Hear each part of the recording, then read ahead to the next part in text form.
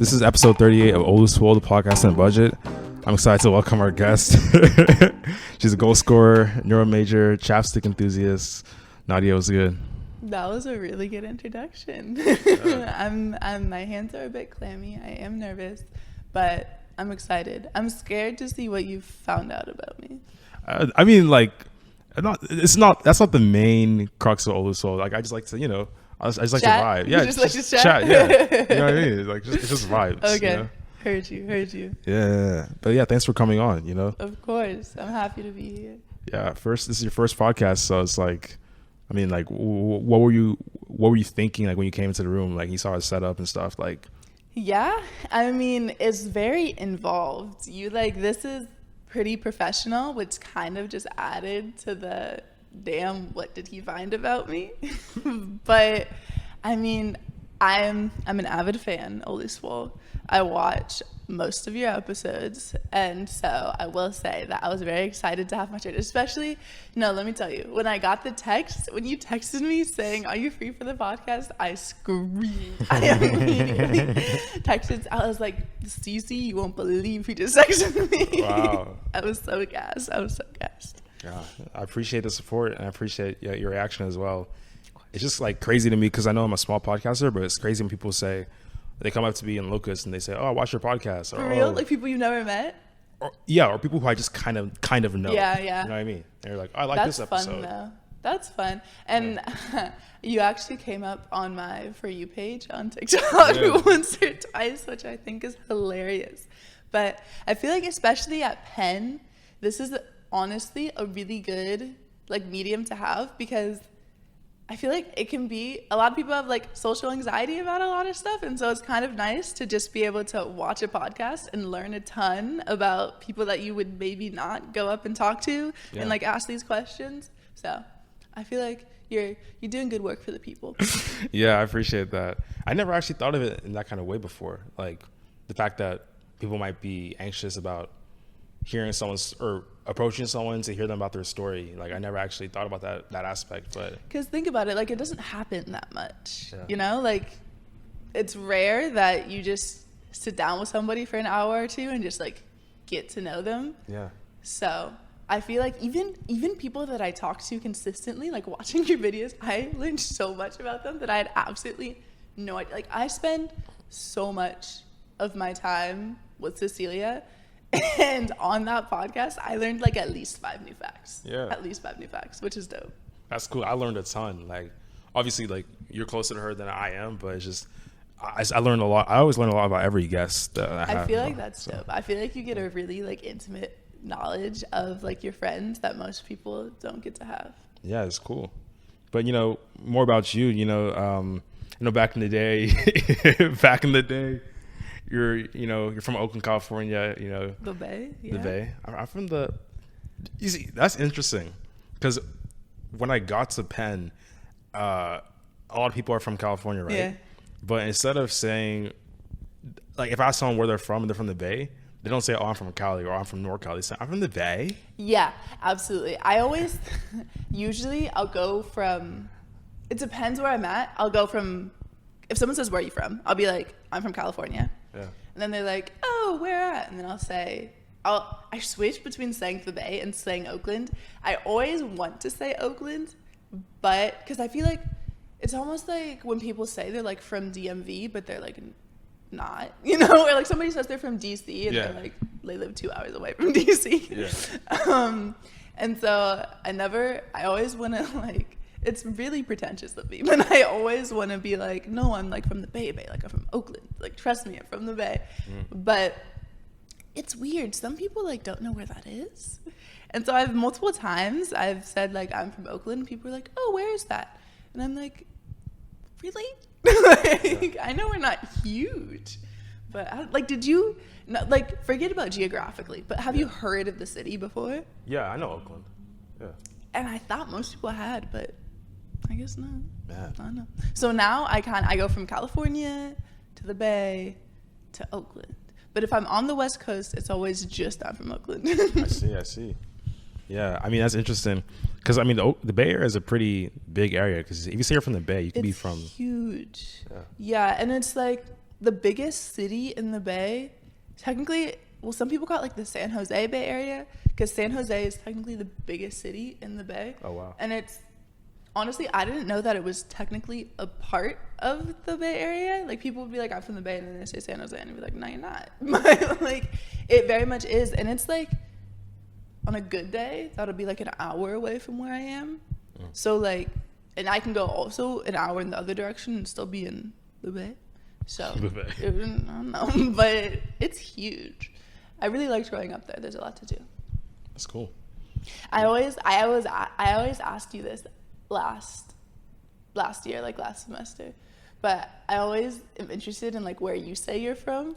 Yeah. Like, because what do you say? Like, I grew up in, well, you were born in Texas? Nah. Ah, damn. You were born in. You'll get it. I think you'll get it. No, I'm not gonna get it. Oh, okay. Where? I was born here. I was born in Philly. In Philadelphia? I was born in Philadelphia, yeah. I knew that. Nah, you did not. Yes, Based on your reaction. No, yes, I did. You told me that before. You were like, in Philadelphia? Like, that sounds like a very surprised reaction for... Well, because I forgot, perhaps. But then, because, okay. So what do you say when people say, where are you from? It's a good question. So for context, right? I was born in Philadelphia. I turned 1 in Houston. Okay. Stayed there till I was 9. Yeah. Moved to Abu Dhabi. Right. Stayed there till I finished high school. So I graduated when I was 17. And then... What? You were 17? I was 17 when I graduated high school, yeah. But I started college when I was 18. So my birthday's over the summer, so... Right. Okay. Yeah. The birthday you didn't invite me to. Wow, that's crazy. It wasn't even like a party that I had. It was just like, I remember it was just like, I wasn't going to do anything. I remember it was just like, oh, do you want to have some friends? Oh, let's have some friends over for like a birthday dinner or something. Excuses. Making mad excuses. But like, best believe, this is like a proper party. Of course I would have invited you. Easy. But hey. I don't know. Yeah, Wow. Throwing shade. But to answer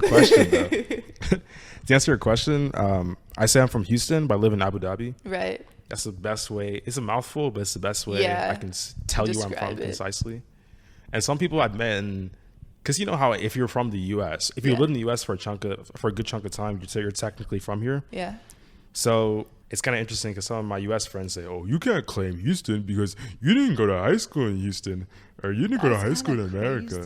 I disagree with that. So absolutely. You spent most of your childhood here. I mean, I disagree with that too. Yeah. That is interesting. And I feel like as soon as you say that, everybody has questions about it. Like, oh, what do you mean? Yeah. But yeah, that's just a little bit on me, but more on you. You know, this is the Oluswole podcast, but we have Nadia on the pod, so I gotta ask Nadia questions. You know, back in those days, you know, Oakland, you know, you're on the soccer field giving them that work. You were number 9, right? Striker, right? I was number 9, and I was the striker. Yeah.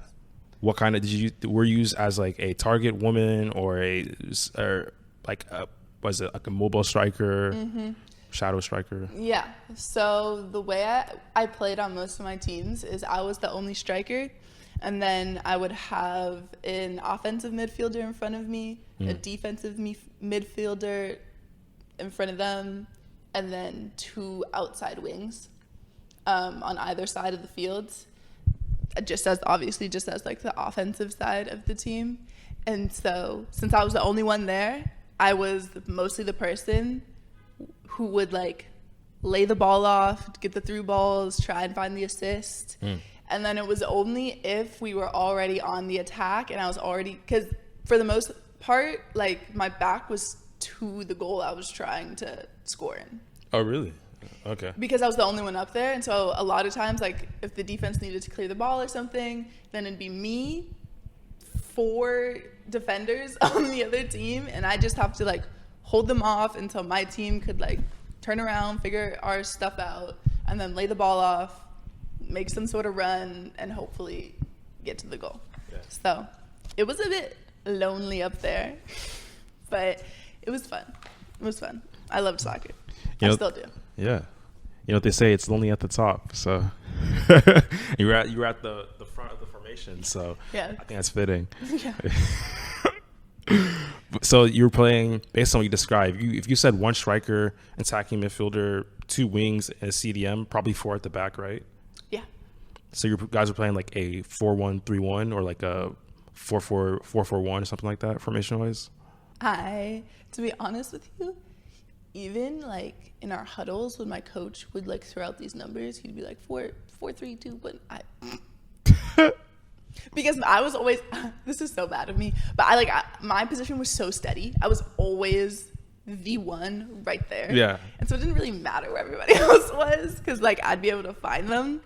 So the first set of numbers potentially sounded correct, but it's unclear. It's unclear. Yeah, that's fair. I mean, it's just by like segment. So four at the back and then right. I don't remember what we played, and a lot of times we'd mix it up. Even like at halftime, we'd like make some changes, and it also depended if I was playing for my club team or the high school team. Oh wow! Because we had very different dynamics. So did your role change when you're playing club? Ooh. My role was the exact same.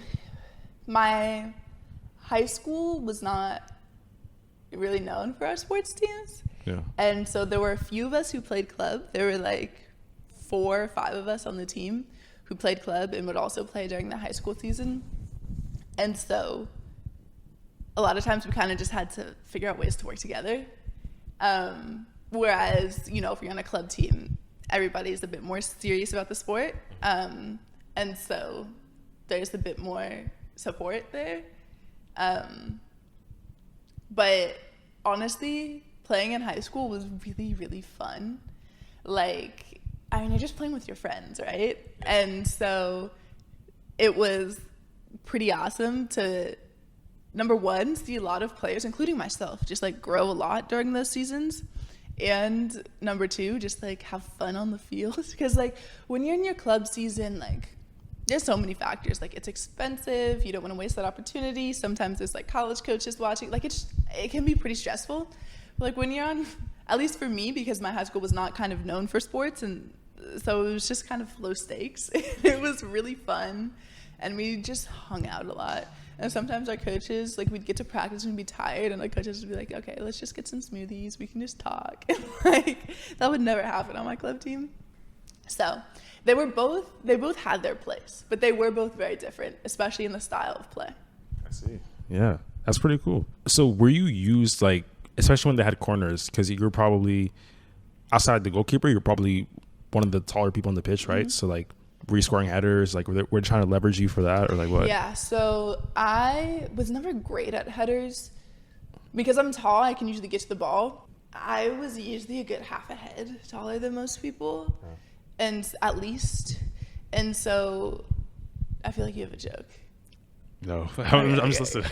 I'm just listening. I saw your mouth moving, and I was like, he's going to say something. And so I would try my best to get to the ball, but when was it?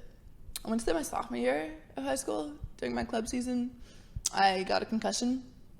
It was mild. Like, I could still go to school. I just had to, like, wear sunglasses. It was so goofy. I looked so goofy walking down the halls in the middle of the day with my sunglasses on. But, and so I stopped using my head as much just because my brain rattles and stuff, and it's not great. So I'd say I got really good. This is super random, but I got really good with, like, my chest. Like, I was really good at, like, controlling the ball with your chest? Yeah, controlling the ball with my chest, especially off, like, a goal kick or something. Yeah. Or a drop kick from the keeper. Yeah. That's honestly, like, my favorite way to, like, control the ball, because I find it really easy. And especially because I'm, like, higher than most people. Like, if the ball gets in my chest, they can't really do anything about it. They have to wait for me to control the ball until they can start defending. And by that point, I'm already a step ahead of them. So I miss it. I miss it for sure. Yeah. That's pretty cool. I mean, like, yeah, like you're almost as tall as I am, so I'm sure like that must have given you an advantage when it came to playing the sport. So you said that mad serious. You said that mad serious. I tried. Should we like stand for the camera to show? The thing is, I don't have a lot of leg room where I'm sitting right now. So okay, so as you guys can see, again, Timmy's making excuses. Oh wow, that's crazy. I'd say I'm maybe 3 inches taller. How tall are you? I'm 5'10". 6'1". But when I sell my money, I'm 6'5". So that was funny. And that was good. Yeah. So are you going next weekend? Next weekend to what? Uzi? Not again. Yeah, I'll be at Made in America. I'll be at Made in America. Saturday and Sunday? Yeah, both days. 'Cause I bought tickets early. Yeah. Because I didn't want the same situation to happen with me last year, if you remember. That's me this year. Oh, really? Literally, Chinda was like, "You're Timmy." It was like, you pulled it to me, and I was like, wait, did you get like last minute tickets somehow, or? No. Okay, so I got tickets, but they won't ship them. Oh. So I got them like last week or something. So you figure I could do like 2 days shipping? Yeah. No, they won't ship them. And so on Saturday, I guess I'll just maybe go early before the crowd starts, and like I have to go pick up a wristband. Yeah. Did you order it from the Made in America website directly? I have no idea. Tuna got them. Okay. Because if you did, you'll be able to do that. Yeah. But if I didn't? No, if you did, you will be able to do that for sure. Okay. Like you can just redeem them at will call. Right. Yeah. Okay. So that's what I'm going to do. And I was so peeved because last year we got there late and so we missed like Freddie Gibbs. And I was so upset. So this year, especially because I have to go get my band, that's an excuse to go early. And you're just going on one day, right? Yeah, I'm just going Saturday because I was going to go both days, but to be honest, Made is so exhausting. And like, do you remember like there was nowhere to sit. There was like a $17 cup of noodles. Like there was no food. Like there was no water. And like you're moshing all day. So I think it's going to be a one and done for me, especially because Saturday is Tyler and like Uzi and like Jid. And then Sunday, I mean, I'm missing Bad Bunny and Burna Boy. I know. I feel like part of my African diminished when I didn't get my Burna Boy tickets. But I don't know. I feel like I'm happy with my choice. Because also, oh my God, I can't believe I'm going to say this on camera. But I don't listen to Bad Bunny or Burna Boy like that. So, like, I know they'd be great performances, but I'd kind of just be in the back of the crowd like, yeah. So I think so far I'm happy with my decision. We'll see if I get FOMO, but so far I'm happy with my decision. Yeah, we'll see how it goes. Sorry, I totally pirated the conversation. Is that okay? No, that's completely fine. Okay. I mean, talk as much as you want. Like, okay. Yeah. Okay. I mean, it's podcast. You're on the podcast to talk. So yeah, that was just great. A chat. It's just a chat. Yeah, it's a friendly chat. Yeah. Yeah, that's interesting. If I was really bumping Burna Boy, Boy over the summer. I just made my first Afrobeats playlist this summer, which I know I'm so late, but I know it's embarrassing. It's embarrassing. But I've always said I need to listen to more Afrobeats, and I just haven't. And I've also been like really bad at listening to new music in general, especially this summer. I don't know what it is, but like my summer playlist consisted of maybe 12 songs. Wow. Which is pretty unusual for me. Like I tend to like keeping up with the album drops and listening to new music. I just haven't, and I don't know why. But like now that I finally have like the motivation to, or like the desire to, school's literally starting tomorrow. And so I'm not gonna have time to like sit in my room for 2 hours and just listen to music. So we'll see. I'll make time for it though. Yeah. Maybe Fridays. New Music Fridays. New Music Fridays and listening parties. Yeah. I need the listening parties to come back. Yo, Wavy A, if you're listening to this, that's on you, man. That's your thing. You got to bring them back. Please.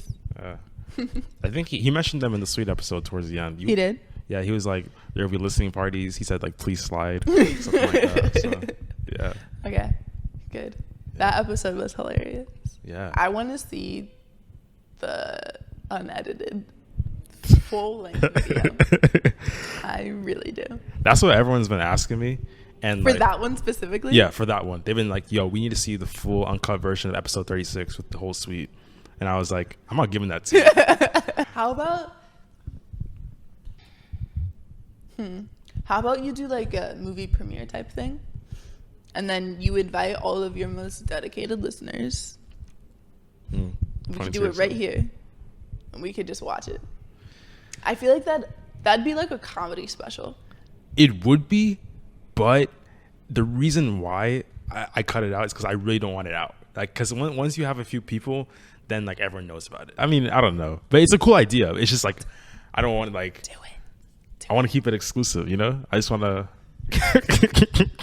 I can't spill all the beans. You know, I can't give away all the sauce in one go. Trifling. Yeah. Trifling. I said, yeah. You said you like that word.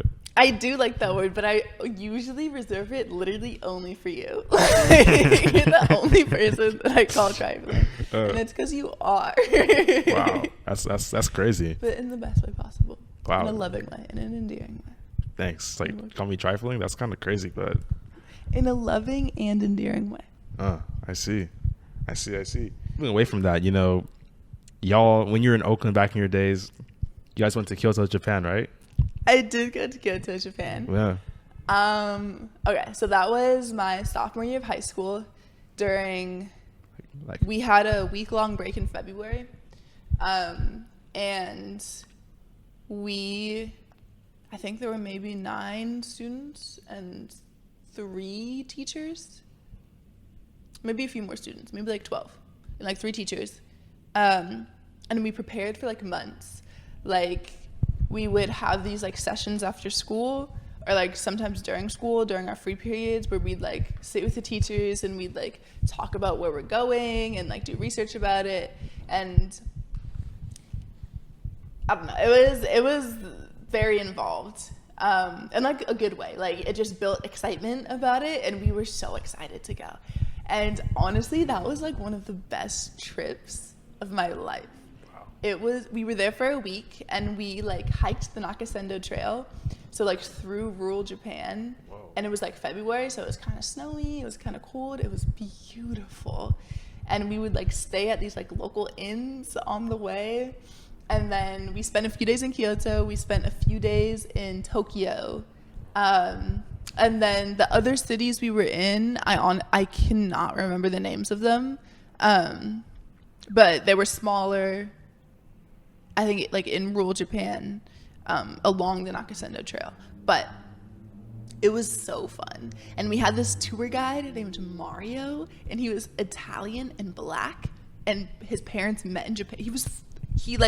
His nationality was fully like Japanese. Like, he was born and raised in Japan. And he was just like 6'4", and and it was just so random to have like this 6'4" black guy be our tour guide named Mario. But it was literally so fun. And we like went to like the onsens. I totally butchered that word, but they're like the hot springs, you know? It's like, you know how in certain cultures like bathing houses are kind of like pretty central to, I don't know, like social gathering and stuff. Like a sauna or something like that? Kind of, yeah.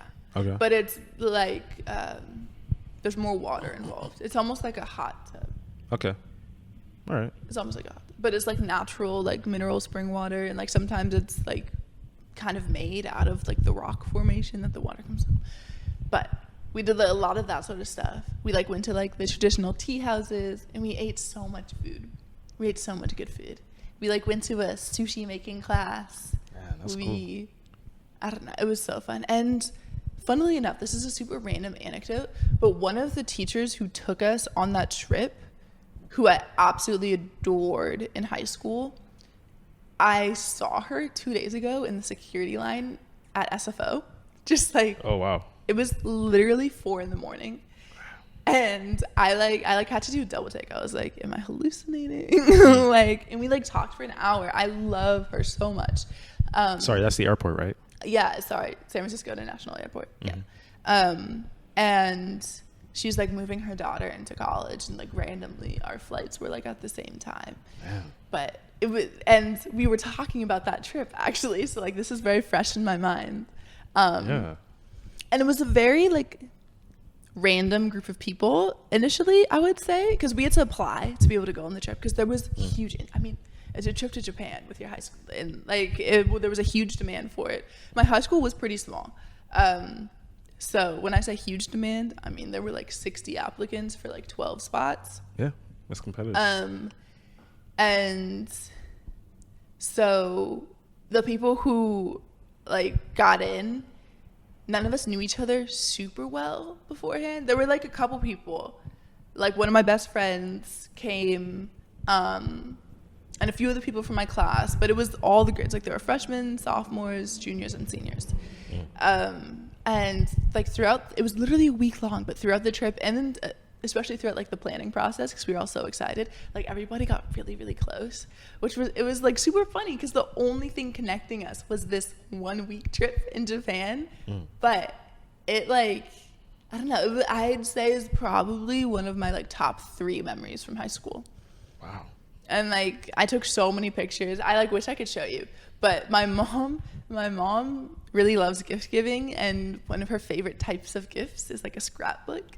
And so she like took all my pictures and she like made me a scrapbook from my trip in Japan. It's at home, but I loved it. As you can tell, I'm like raving about it. Like it was literally one of the best trips I've been on, and I really want to go back to Japan.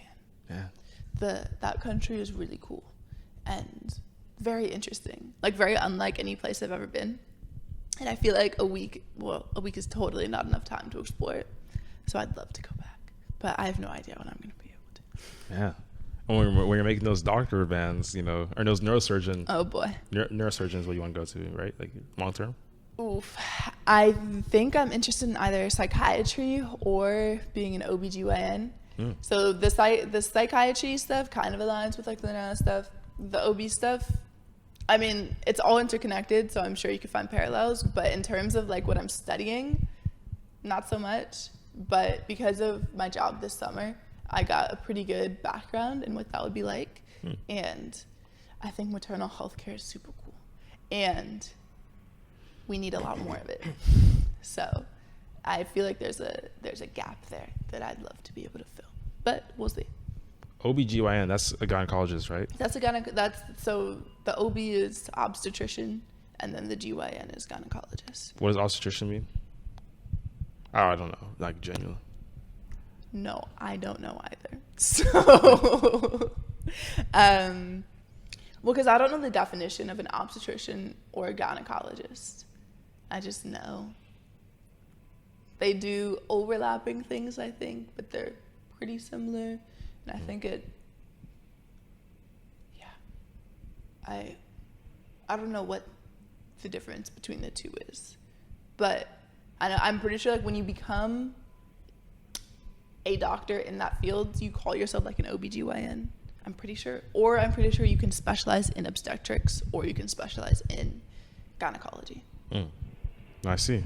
Interesting. I have some more research to do, as you can tell. Yeah, I mean, gotta hit them books, you know? Circling back to the Japan trip, that sounds really interesting. I think I even saw a picture of your tour guide on the Twitter page that was made for the You're trip. Crazy. Yeah. Sorry, what? No, I was just laughing. Oh yeah, no, that's absurd. I actually don't even know where that Twitter page is.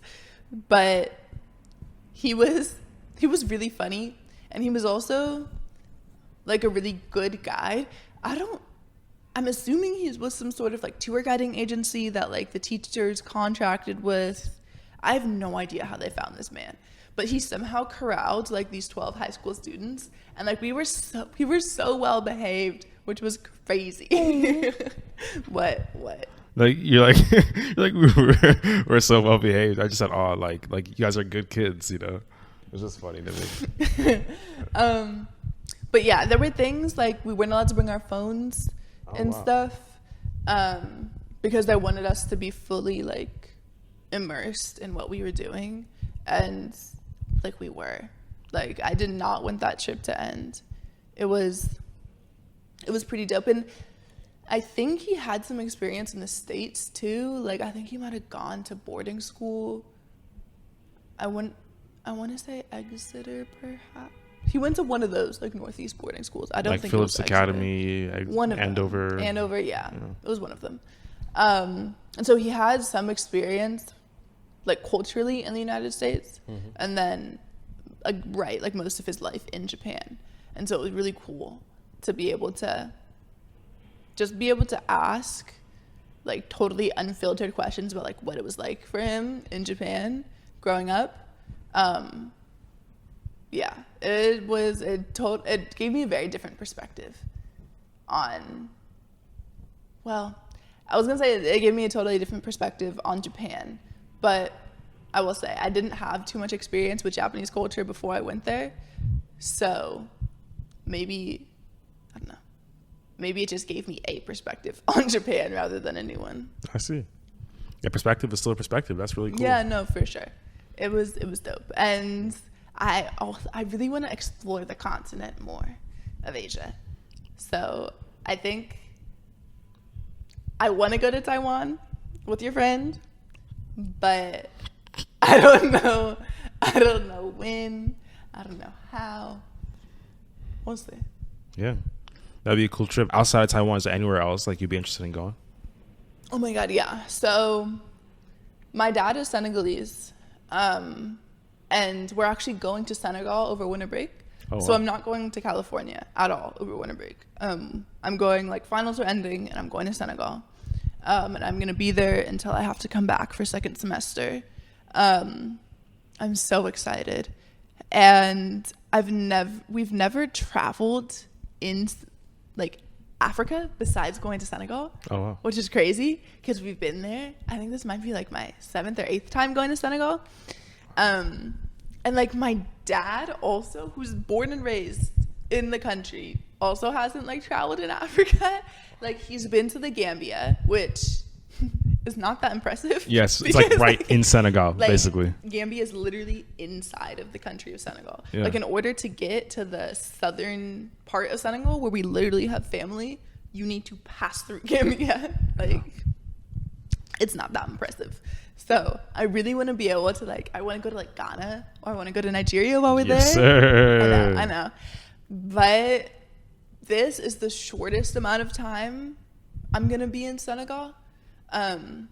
Because like just to be safe, we bought my ticket for the last day of finals or like the day after the last day of finals because, you know, we don't know our final schedule yet. Yeah. And then, which is like December 22nd. No. Last day finals is December 22nd, I think. I leave on the 23rd, and then the new semester starts on like January 11th or 10th. Yeah. And because there's like a 9-hour time difference, I'm gonna come home a few days early so I can like readjust. And so I'll get back here like the 7th or 8th. And so it's only like 3-ish weeks, I think. And before we used to go for like a month or plus, just because like, dude, the tickets are absurd. Like it costs like $1,500 to like get there.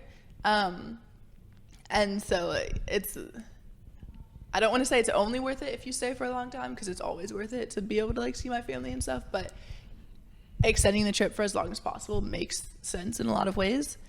And since I'm not there for very long, I haven't seen my family in like 6 years. Like I want to be with them, but I also want to explore and like see what else is in West Africa because chances are I'm not gonna be able to go back for a couple years. Yeah. So we'll figure it out. And oh my God, speaking of trifling. So my parents, now that my brother and I are out of the house, my parents are exploring in ways they have not ever with us before, going on adventures and stuff. And so I was like listing off all the places they've been like without me. It's crazy. But I was casually talking to my mom about this trip because they're coming with us, of course. And my mom was like, yeah, after you go back to school, I think your dad and I are going to go to Portugal, but you probably can't come. She said it so casually. Wow. It was crazy. But yeah, so we usually like to stay in Senegal for a month and then like hop over to another place and then come back to the States.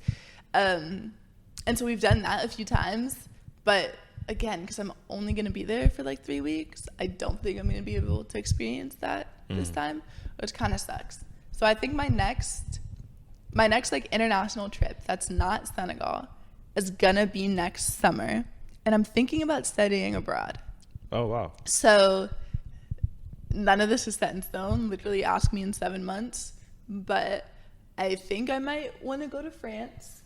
for the summer at least, because it's hard to fit a semester in and still graduate in 4 years, which I'm hoping I can do. Yes, sir. So they have some really cool study abroad programs through Penn, and so I just want to find the right one, and then spend a summer in like Europe or something. And especially in like Europe, it's really easy to travel to other countries in a way that it's so not here, partially just because of our geography. But if I was able to do that, then I feel like I'd be able to see a lot more of the world, which, as you can tell, I really want to do. Yeah. And what you said about Europe is really accurate, because they have Interrail, which will take you literally through country borders. Yeah, and no, it's quick. my my brother just graduated, and so as like his last hurrah, I guess, before entering the working world, he spent like a month and a half in Europe with his friends, and I think they like bought the pass. Like you can buy like a pass or something. Okay. I think it's a pass for like a finite amount of hours of travel, and they went. I literally can't even list all the countries. Like they went to so many places in Europe, and they were like in each country for like a few days, but because of how easy it is to travel, they could just like hop on the train or even like hop on a cheap flight and like get to these other countries in like no time, which is such a wild concept for me, because like I've never lived in a place where that's possible. Is that possible in UAE? Not really. Like you'd have to intentionally like fly to another country. Yeah.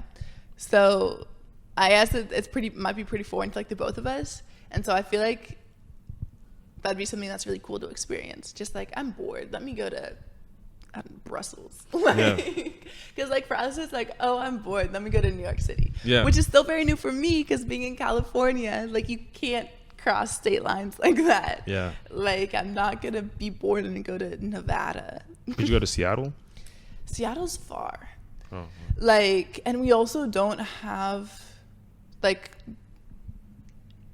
I don't want to say we don't have Amtrak, but we don't have Amtrak like we have Amtrak here, at least. You know, where like you can buy your ticket the day before and be in New York in like an hour. Mm-hmm.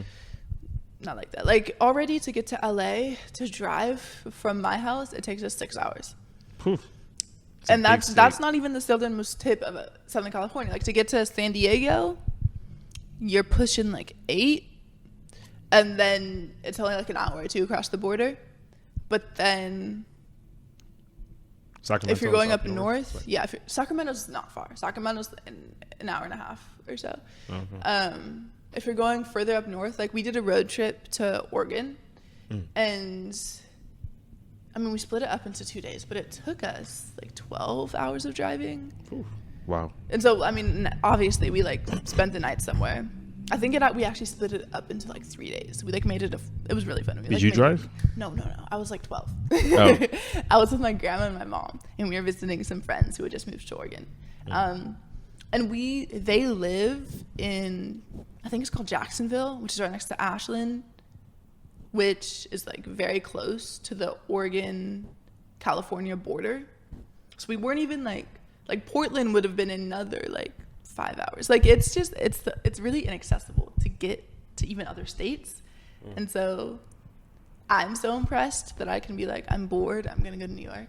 But I feel like I'd be way more impressed if I can be like, I'm bored, I'm gonna go to Belgium. Like I feel like that's very cool. Especially because they're all EU countries, so they're just like exactly. Slide right through. Yeah. Absolutely. That's cool to me. Yeah, it seems like you're gonna be Mrs. Worldwide soon. You know, just like, man, I hope so. I'm tired of it here. Hey, I mean, I actually like, hot take, I like Philly. Okay, you know what? I think Philly is a super good place to be in for like 4 years. I don't see myself living here long term, but like when I went home after my internship ended, like I was like, Tuna picked me up from the airport, and I was like, is it weird that I missed it here? Like, is it weird that like I'm happy to be back in Philadelphia? Like, I don't know. I feel like a pretty strong sense of like hominess which I'm really glad I do. And it definitely took me a while to come around. But I feel like Philly is like an interesting city. Like, it's a fun place to go to school in. Yeah. Do you like see yourself being here for longer than 4 years? I'm open to whatever, honestly. I feel like in the earlier part of my career, I'll probably be in the US. But if you're talking after that, I'm pretty location agnostic. I mean, no, maybe not location agnostic, but I'm pretty indifferent about where I'm going to work. Right. I just want to go where the opportunity is and see what's up. Yeah. No, that makes sense. That's one of the things about being like a doctor that's kind of hard is that like it's very like location based. Yeah. Like even down to the state.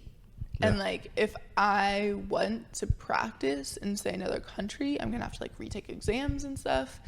And so that's one of the things that's kind of hard about that is that like I would love to be able to spend a good part of my life somewhere else, but if I follow through this career path, it makes it kind of hard. But then again, like with an MD, you can do a lot more than like just practice. So it's not to say that it won't ever happen, but it is a little bit more difficult. We'll see. Yeah, see, yeah.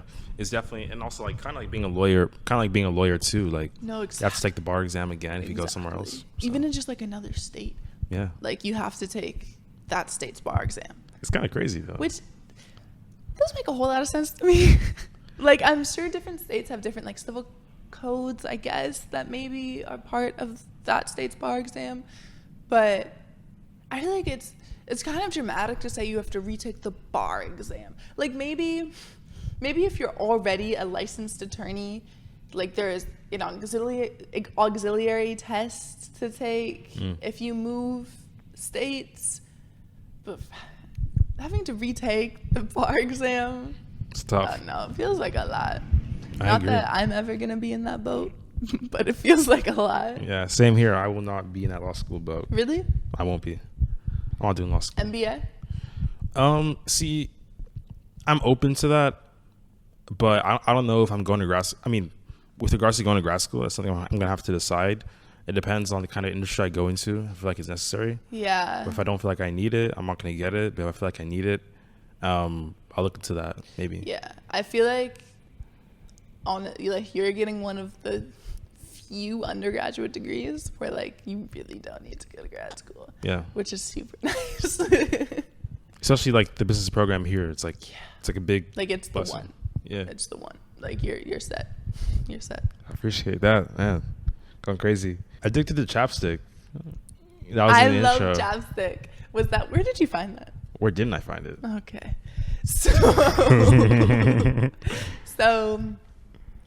I don't know when it started. I think part of the problem is that having dry lips, like I get viscerally uncomfortable. It's like having like dry skin and like having dry lips. Like it's so uncomfortable to me. Like I hate it. And so I would always just keep chapstick on me, but I also lose things a lot. And like I'm getting better. But I would just lose chapstick all the time. And so I would just keep getting more. And now I just have a lot of chapstick. And I bring it everywhere. Is it here? You have it on deck now? Okay, it's not. Oh. God, no, it's not it. I guess you don't bring it I think I have an everywhere. Aquaphor somewhere in here. Oh, well, I mean, didn't see it, doesn't count. So Yeah. we got visitors. All right, let's just continue. If it comes again, we'll just pause it again. Yeah. All right. So this is the Oluswole Bowl. It's part of the podcast where you ask you some off the cuff questions. Okay. Yeah. So firstly, what are some of the biggest misconceptions about, the West Coast, in general? Oof. That's a good question because low key, a lot of those stereotypes are true. Yeah. But, okay, not everyone in LA is stuck up. I will say, a lot of people in LA are like celebrity adjacent, at least. Yeah. So that part's true, but you asked for misconceptions. Okay. Oh, that's kind of hard. The weather's not always nice. Sometimes it gets a little bit chilly. That's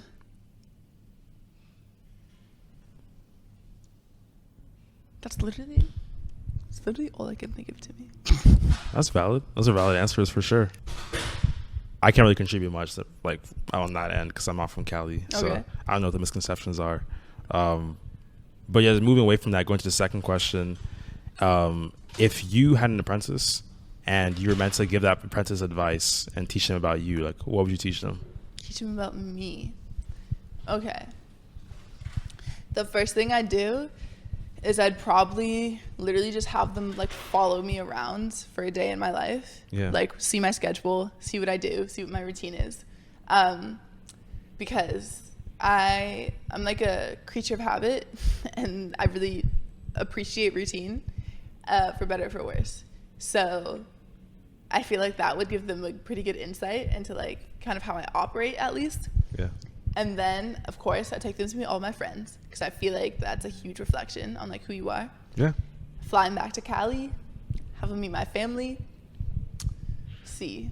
Give them a home. Give them a room. Like. Absolutely. Because I feel like the best way for them, like I wouldn't sit down and like go through it. I would want them to experience it for themselves. I would want them to see how I operate under stress. I'm so bad at operating under stress, but I feel like that's also like a really good window into like how I operate. What else would I teach them about me? I would make them do like all of my workouts with me. Oh wow. Putting them through hell and back. Wow. I find it really fun. I find it really fun to take people through workouts with me. But then I get the other side of the coin, and sometimes I go and like do other people's workouts, and I just die. It's the worst.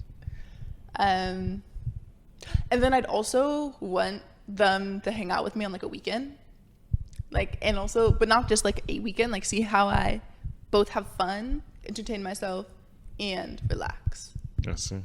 And then I feel like you have all the bases covered. Man, the whole shebang. Mm-hmm. That's cool. It'd actually be kind of fun. All right. Yeah. So this is the end of the episode. You know, thanks for coming on. I appreciate the time. Of course. This was really fun. Yeah. My hands are still a little bit clammy, but I'm less nervous than I was. Yeah, I told you. It's just a conversation. Like, it's pretty chill. So it is. And it was. Thank you for having me, Timothy. No worries. Yeah, I appreciate it. That is not my name. It could be. I'm Nigerian, dog. I have a Nigerian name. So I have no proof of that. Well, that's tough. Oluswole is on Spotify, YouTube, Apple Podcasts, Google Podcasts. We're on TikTok. So I'm not the leader of the group, but I post on TikTok. So please run with the TikTok. Thank you guys for listening. Peace.